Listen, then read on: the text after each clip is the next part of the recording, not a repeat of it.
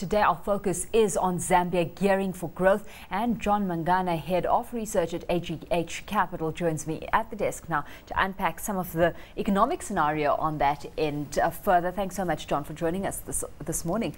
Well, it seems that Zambia's President Michael Sata taking over the reins is bringing some new interest to the Zambian economy and, really igniting investor interest as well. What's your assessment of the kind of investor environment we're looking at there? It's kind of hard to say at this point in time because there's also been a bit of jitters, regarding the interest, really, it's a bit too early to say, I would think. If we give it at least until the first quarter next year, we should be able to really see what direction this is taking. But one thing to say is that there's been very positive growth in Zambia since 2002. And we imagine that there isn't really anything drastic that he would do that would change the direction that the country is taking at the moment. So let him settle into his seat a little bit.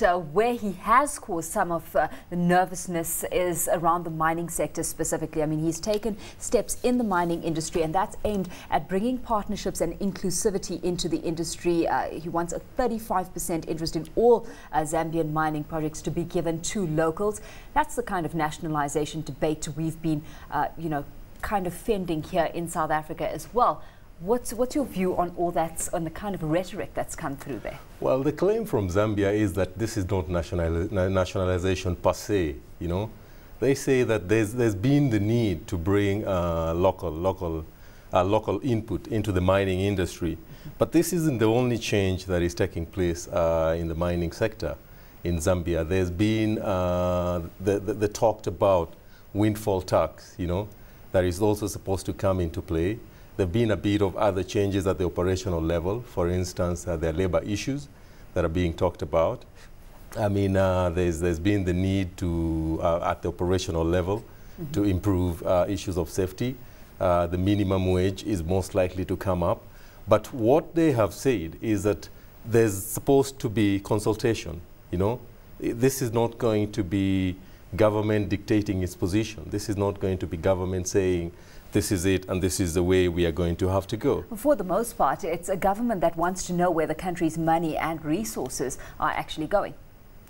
Well, you'd argue so, but still, they say that it's going to be a consultative process. Everybody's going to have an input.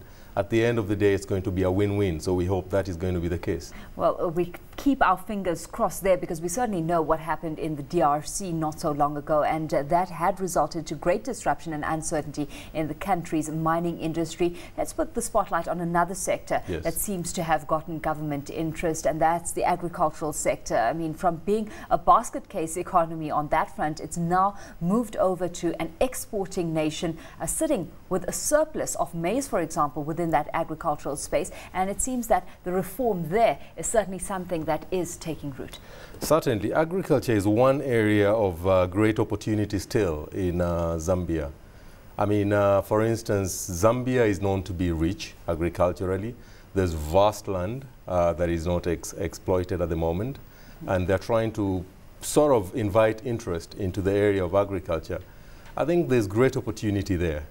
What kind of growth prospects do you envisage? Because these are the two sectors that are gaining most attention at this stage of the game.